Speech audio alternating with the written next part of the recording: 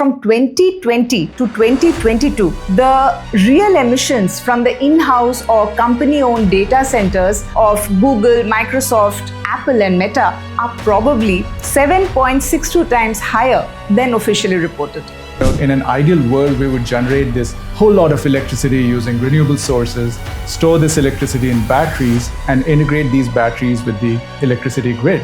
Another argument that is provided to support these hyperscalers is that their demand for clean energy will speed up the energy transition process and associated innovations.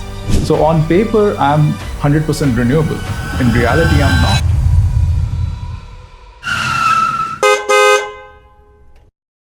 Hi, I'm Chitra. Hello, I'm Abhi, and welcome to our podcast, The Cab Effect, where we have honest conversations on issues that matter the most, issues that relate to living a healthy, fruitful, and dignified life. So, Abhi, let's start from where we stopped in the previous episode. We were talking about the serious detrimental environmental impact of AI, specifically AI data centers, impact that includes both carbon and water footprint. We also ended our discussion wondering whether the global tech giants' focus on AI might derail some of the environmental targets that they had set for themselves. That's right. So, do we have any information around that? Well, I do have some information. Let's take Google, for instance. Google's goal is to reach net zero emissions across all of its operations and value chain by 2030. This it plans to do by reducing 50% of its scope 1, 2, and 3 emissions as compared to its 2019 levels. Google also plans to invest in nature-based and technology-based carbon removal solutions to neutralize its remaining emissions. But this is interesting.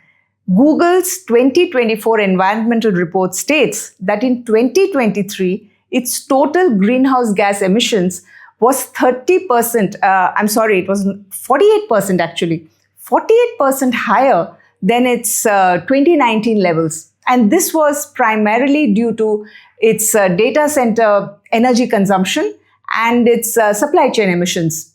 Google also targets to replenish 120% of its fresh water volume consumed as compared to its 2019 levels. But as of 2023, this stands at 18%. So looking at the number of data centers that are taking off in the coming years, I don't think this is going to be a very easy task. We have a similar story for Microsoft. Microsoft had made a pledge to go carbon negative by 2030. But as of 2023, their greenhouse gas emissions was 30% higher as compared to their 2020 baseline. So it's very likely that many such organizations might actually miss their environmental targets and commitments. That's a possibility, yes. But there's an interesting analysis from The Guardian that states that from 2020 to 2022, the real emissions from the in-house or company-owned data centers of Google, Microsoft, Apple, and Meta are probably 7.62 times higher than officially reported. Wow, so that adds another layer of complexity. Do we even really know the exact scale of the challenge that we're dealing with? Now, a conversation around renewables will take us down a different road altogether, but I think it's really important for us to still, understand if these AI-enabled data centers have any specific requirements that make them more dependent on fossil fuel-based energy sources. What I do know is that data centers require a guaranteed, reliable, and a continuous flow of electricity. We also know that a lot of data centers are the size of small to medium cities, so they do require a lot of electricity. But at this point, we also need to understand how an electricity grid works. Believe me, it was far more complex than I thought. But this is what I learned. The electricity grid needs to be perfectly balanced all the time. So balanced means that the supply must match the demand. So the electricity that is fed into the grid must equal the electricity that is consumed. And if there is an imbalance, then the power plant can disconnect from the grid and power blackouts can happen. Now, in the current scenario, Renewables like solar and wind do not produce electricity consistently all the time. The sun does not shine at night, and it does not shine quite as bright in the winters, for example. Now, what this means is that this energy needs to be stored until the time that it is needed later on. So we're talking about battery technology. That's right. So therein lies the problem. In an ideal world, we would generate this whole lot of electricity using renewable sources, store this electricity in batteries, and integrate these batteries with the electricity grid. But large-scale grid integration of batteries is currently not happening in most parts of the world. And there are many reasons for this. One is that the batteries are still expensive. And when I say batteries, I'm talking about lithium-ion batteries, which are your primary batteries around the world. The storage capacity of the batteries is also limited, and the storage duration is also not long enough. Having said that, it's not that these battery integration in the grids is not happening at all. I think the state of California is a great example. I think California already has around 10,000 megawatts of battery capacity integrated in the grid, which is enough to power around 10 million homes for a few hours. In fact, I think the goal for California, and this is according to the state law, is to be 100% dependent on clean energy sources for all of its electricity needs by the year 2045. That's great to know. But in the current use case scenario, the renewable plus battery combo is primarily used to manage the surge in the electricity demand for shorter durations. Right. For example, for managing the increased stress on the electricity grid during peak usage hours or sudden demand spikes, etc. Right. That's pretty much the use case as of now, currently. But the good news is that the batteries, the price of batteries is falling down. Their storage capacity is increasing. In fact, a lot of research is also going on in the field of other materials that could store electricity. At the end of the day, battery is all about these materials that can store electricity in it. And what is interesting is that AI is also being used extensively in discovering those different kinds of materials. But until that happens, yes, the data centers, I think, continue to rely on fossil fuel-based electricity. One slightly tangential point to note is that China is a major player in the global lithium-ion supply chain. In fact, China, I think, holds around 60% of the world's capacity for lithium refining for batteries. So any kind of geopolitical escalations or tariffs and trade wars can impact this supply chain. But Abhi, there is also nuclear power. Reliable supply with low carbon emissions definitely makes nuclear power an option. Yeah. Microsoft has signed an agreement for purchasing power from the 3 Mile Island energy plant. Google too has signed an agreement with Kairos Power to use small nuclear reactors for its power needs. But nuclear power also has its share of challenges. Firstly, there's the risk perception. So communities do not want nuclear power in their backyards. On top of that, high capital investment is required and longer timelines for construction. And when we consider that the requirement for data centers is more of a now problem, a new plant takes time. Now, we also have small modular reactors or SMRs, and these are getting positive responses. They have 1/3 the capacity of a nuclear reactor. The prefabricated units of SMRs can be manufactured, shipped, and installed on site. This obviously makes them, much cheaper and faster to construct. So there's definitely, these SMRs are a potential option in the near future. Got it. Chitra, at this point, I would like to take us back to something that we were discussing in the previous episode, which is that the very real possibility of more efficient AI models should not distract us from keeping our eye on the environmental impact of AI and the data centers. Alongside technological improvements such as, of course, efficient models, we also need to rapidly transition from fossil fuel to renewable and clean energy sources.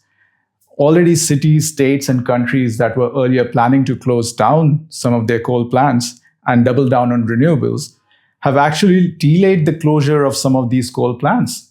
And this is to, provide power to your power-hungry data centers. I think there are many such examples around. One that comes to my mind is the example of Salt Lake City region in the United States.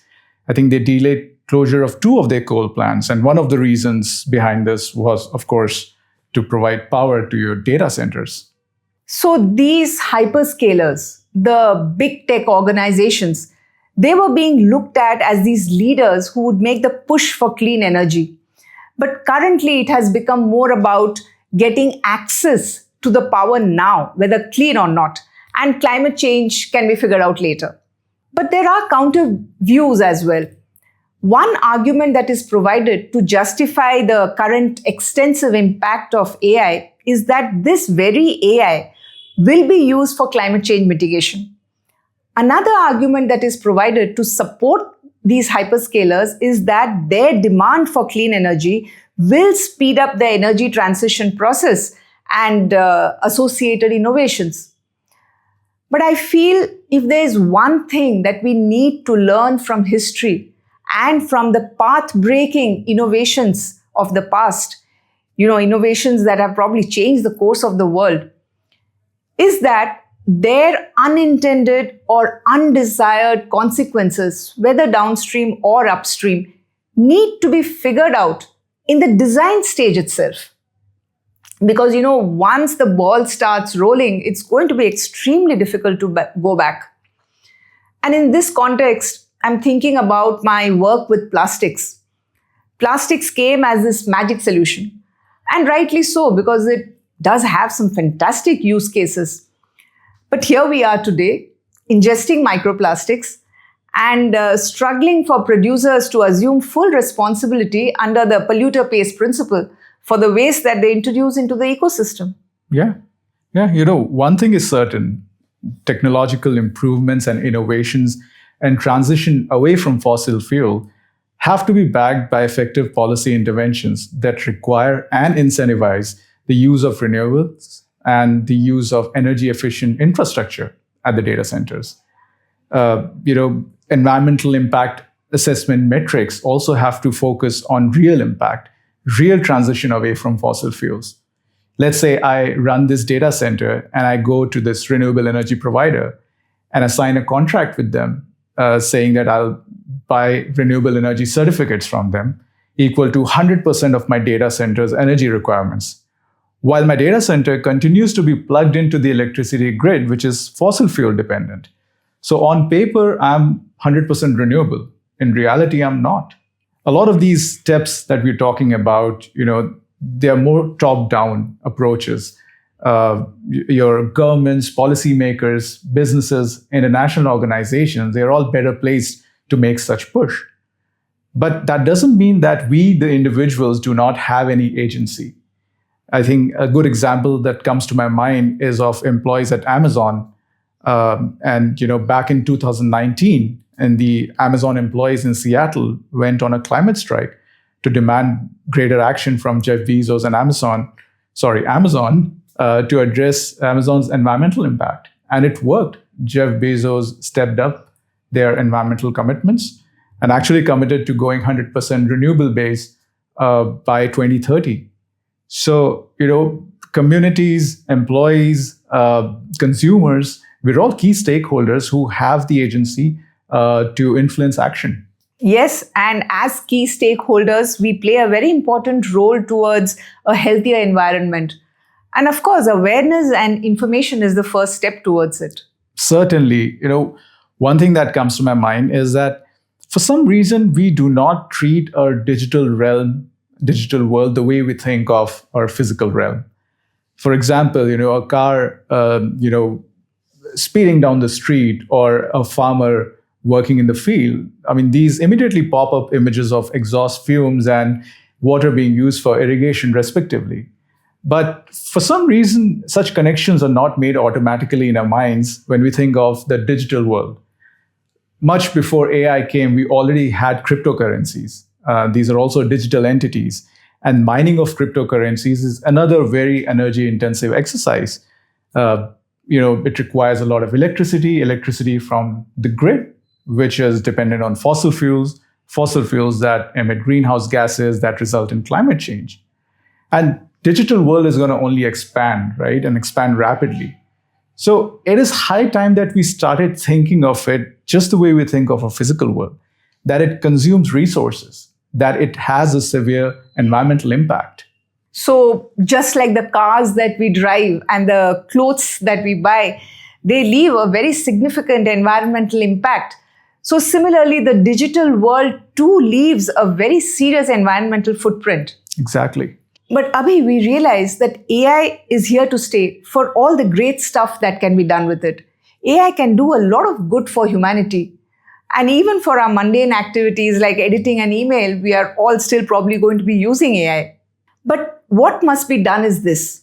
One, focusing early on, kind of like in the design stage itself, on the environmental impact of AI and prioritizing it, unlike what we did for past innovations such as plastics. Now, this is the overarching foundational step. Two, technological improvements and innovations that across the value chain that can limit the environmental impact of AI, whether it is innovations in models, whether it is cooling tech at the data centers. There's a whole range of things. Three, policy interventions that require and incentivize the use of renewables and efficient infrastructure in our data centers. And four, which I consider the most important, is to speed up the transition process away from fossil fuels to clean energy in our grids. This I consider to be the most important. Absolutely. I think this is a great summary of the conversation that we've had today and in the previous episode. Yeah. So I think we are at a good stopping point for today. But before we end, one last thing. You remember in our previous episode, we talked about how we end up having these profoundest of discussions in cabs at times. Is there any one such conversation that comes to your mind? Yeah, one conversation pops up in my mind right away. And this was in Atlanta. And I was hopping into a cab. And the cab driver was this Polish immigrant who used to be, I think, a teacher or a professor back home in Poland. And he asked me if I knew what the Peter Principle was. I didn't know what it was. So he went on to explain that in organizational hierarchies, people get promoted based on their success in their previous role. So in such hierarchies, people keep rising through the ranks from level to level until they finally reach a level in which they are no longer competent. And that's when they hit a plateau. And the reason behind this is that the skills that are necessary in one job are not necessarily the ones that are required in another job. I found this extremely interesting. Just to give an example, let's say I am a software developer in an IT organization, and my primary skill required is, coding, and I'm good at it. So I do a good job. The management looks at me and says, you know what, he's doing an amazing job. Let's promote him to senior software developer. Once again, the only key skill that I require is coding, and I'm good at it. I do a wonderful job. The management again looks at me and says, you know what, he's awesome. Let's make him a manager. Now, a manager requires a different skill set. You need leadership ability. You need organizing skills. And I don't have those skills. So I end up being a very lousy manager, and I don't get promoted after that at all. So I'm tempted to ask if this was your story as a software developer, but I won't. Well, I think you might be on to something. But, as this cab driver was talking to me, I did feel at one point that is he sharing his life's experiences with me, or he's actually taking a dig at me because I was wearing a tie and a suit and all that good stuff. So, yeah. Possibly both. Possibly both. Spoke like a true consultant. So I declare that the cab has reached its destination for today. I think we have a lot more to discuss in the context of AI and climate change, but maybe we can delve into it in a future episode. There's so much more we can talk about, how AI is being currently used and what is how potentially AI can be used in climate change mitigation and adaptation. But let's leave it for another episode. Now, a quick request for our listeners. If there's anything that we talked about today that you would like to add to, please write to us and tell us. Our email ID is thecabeffect@gmail.com. With that, I think it's time to say goodbye to you and to everyone else. We'll be back again soon with another episode to take the conversation forward. Until then, take care, everyone.